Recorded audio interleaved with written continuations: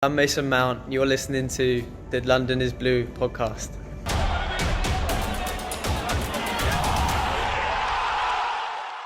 All right, Chelsea fans, welcome back to another episode of London is Blue podcast, this time for the Crystal Palace match preview. And instead of your typical kind of predictions and lineups, we're going to do something different. We're going to start this where Nick and I are going to go head-to-head. We're going to pick sides. One side, why Chelsea will win, why Chelsea will lose. We're going to have 3 points apiece, winner take all at the end. And the reason we're going to do this is because a lot of time you can just throw out, it's easy for us to be in consensus of, yeah, Chelsea are going to win all the time. It's easy for us as fans to take that side, but sometimes I think we need to take a step back, have some fairly balanced analysis, and we should say, like, hey, if Chelsea were to struggle, here's why. So it'll be interesting to see how this goes. Nick is going to be pro-Chelsea, winning, because I'm definitely still pro-Chelsea, and I'm going to take why Chelsea will lose and see how that goes. So anyways, Nick, we've set the stage. I think most people are going to be on your camp, but I'm going to let you start it off with the first reason why you expect Chelsea to win this match. The first reason is due to my incredibly optimistic nature as a human being. I think it's simply put the pressure's on Chelsea now to get results. And for the last few weeks, we have been in the passenger seat as we've watched other teams' results before we play. This is the flip side of that argument where we're going to play first. And, the pressure then will be on, should we win, which is my argument, the pressure will be on United, Leicester, and Wolves to match our result, which I think is interesting and nice. I mean, we heard Frank Lampard say the pressure is fully on and we just have to embrace it. We have to, kind of own it and just put our best foot forward and make sure that we get these results. And I truly believe over the past 2 days, 3 days, whatever it's going to be, that he will have fully instilled that confidence heading into this match away at Palace. And hopefully, because away teams are getting some good results in the Premier League now, due to no fans being in the stands, this won't be that big of a challenge for us. All right. Totally fair. I can understand that. What I think is one of the main reasons that Crystal Palace could win this match or Chelsea could lose it is Crystal Palace play a 4-5-1.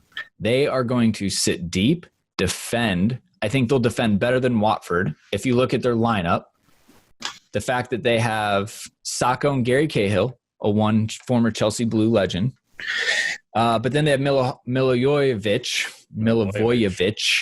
sitting in front of the back line, and then you've got Kouyaté and McCarthy in front of that. Like, that is not an easy block. And then obviously Zaha, Townsend on the wings that can stop crosses. Again, with them defending with 10 is going to be tough for Chelsea to break down. We've seen them struggle with it in this campaign so far. And I feel like that is an area of weakness for Chelsea to have to find the way to unlock this defender.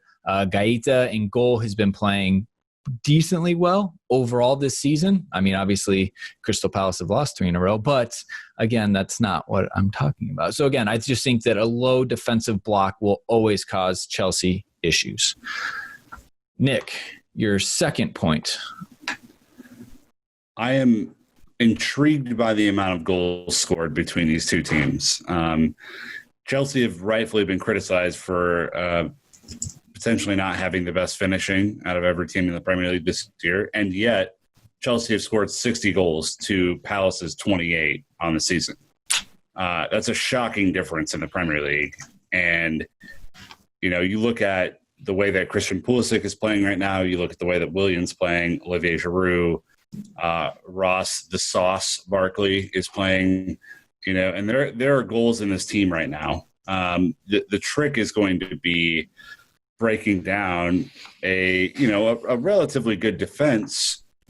But even on that front, you look at these two teams, obviously Palace is not competing for a Champions League spot, so I'm not comparing them on that level. But I think most people would be like, oh, Palace has to have a way better defensive record than Chelsea, right? Not really. They've conceded 40 goals to our 44. So, I think the odds are in our favor from a goal scoring record, period. And then you add into the fact that you have an informed Pulisic and, that some of our players that needed haircuts to supercharge their superpowers are getting haircuts finally. Like there's just goals in this team, and I would bank on Chelsea scoring 2 or 3 in this one. Okay. Interesting. Well, this won't surprise anyone, but set pieces are going to be a liability for Chelsea. And I can probably copy paste this for the rest of the season. It is what it is. And again, I talked about it. Sacco and Gary Cahill will be threats, when it comes to set pieces. And they've got Patrick Van Aanholt, another former Blue, who has great delivery. Townsend has really good delivery. I'm just worried. Oh, and then Kuate, who is not small by any means. So now you have at least 3 big players, and even Zaha is probably bigger than a lot of our players. I'm not sure where we're going to get our height from. A lot is going to come down to Zuma playing kind of that zonal at the top of the 6 and trying to eat it all up. And if he's playing zone, if Giroud is in, is he really going to man mark a center back? That's probably not his strength. So I'm just, again, pointing out the obvious that Chelsea struggle with set pieces. Crystal Palace are taller. Let me see their average height here. Their average height is taller, 184.7 centimeters to 181. So again, those 3 centimeters, Nick, on average, it's gonna be a problem. And obviously, Crystal Palace just in the air are much bigger threat offensively than Chelsea are defensively. Yeah, I mean, your point on aerial battles is really good. I'm looking at the Premier League's website right now, and Kurt Zuma is by far and away aerial battles 1 for Chelsea at 93, whereas Christian Benteke, who you can very easily see in the starting lineup for Palace, has 125 aerial battles 1. So, I mean, it's a big difference. And then you have Cahill and Kuyate, who are both relatively good in the air as well. So I see that point. On the flip side, I think my third reason for Chelsea winning is Zuma. The dude was imperious against Watford. I wouldn't put him at the front of the zonal marking for set pieces. I would put him on a man and put Giroud at the front as another tall person who can, head stuff away and kind of deflect that early in ball.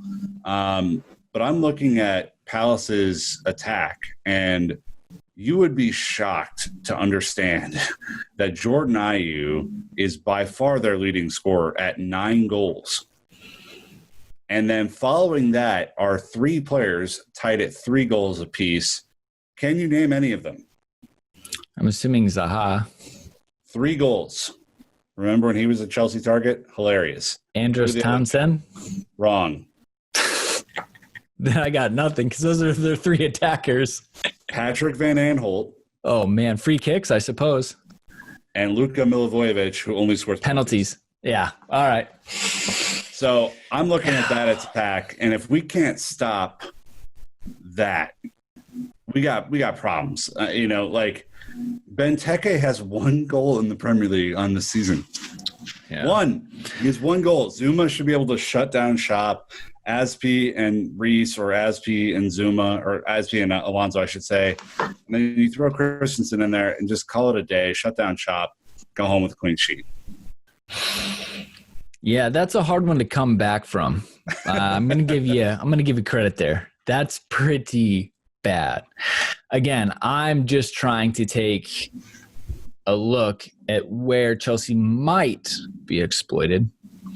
And my last one is that Frank said today, no N'Golo Kante. We'll be lucky if he's back for Sheffield United. Mm-hmm. No Mateo Kovacic, shorter-term absence or absentee. I don't know. And so you can probably expect Jorginho to come in. Otherwise, Billy Gilmour to play that deepest midfielder, because it's not a defensive mid. At that point, it's more a regista position. Mm-hmm. Either way, they're no N'Golo Kante, and that is no disservice to them. They just are different players. So now, even if you have Mount and Barkley or Ruben thrown in the mix, that's not a lot of defensive cover for our back line. So I'm thinking potentially the midfield be more aggressive, get caught upfield. I'm thinking back to West Ham. If they can get into Ayew or Benteke's feet, there will be a big gap between the back line and the midfield for them to exploit, lay off to Townsend and Zaha running in. Again, I'm just thinking of ways that it might happen for Palace to get in, and that could be one. I can also flip it and say, look, we're going to have the ball the whole time, so it's not an option. But we have seen the transition from offense to defense, specifically with the midfield, be slow this season. And with these new players coming in, they're not going to have chemistry. They're going to be, kind of building relationship on the fly. I could see it potentially being an issue for Chelsea. So that's kind of my third and final point as well. Look, Nick, at the end of the day, I'm expecting Chelsea to go out and get 3 points. I think your argument's really spot on about how toothless Palace are. They're in a poor run of form, but, an objective look is interesting. So I have no doubts at the end of the day, Chelsea are going to go do the business.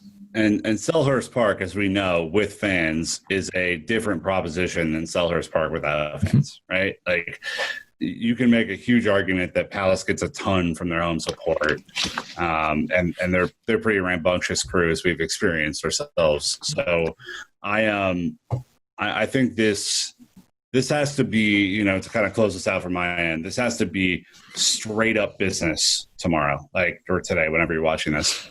Frank has to go in with a killer mentality. The players have to go in with a killer mentality and just get it done and get it done early. Yeah. Let's first half, let's get 2 or 3-0 and just set cruise control, start to sub out players for rest and stuff like that. This is probably the most winnable game outside of Norwich that we have left on the schedule. So got to get it done. Yeah, absolutely. Well, let us know what you think in the comments, right? Are Chelsea at, any kind of weakness with this Palace team? Are they going to go out and do the business? Again, both sides to the argument. Let us know what you think. And then we'll be coming out with our lineup predictions as well. So go to Twitter and Instagram for that right before the match. But that's going to wrap us up. Chelsea fans, big one today. Come on, you Blues. Get the result. We move on. And I promise you, full match review afterwards. So until next time, Chelsea fans, you know what to do. Keep the blue flag flying high.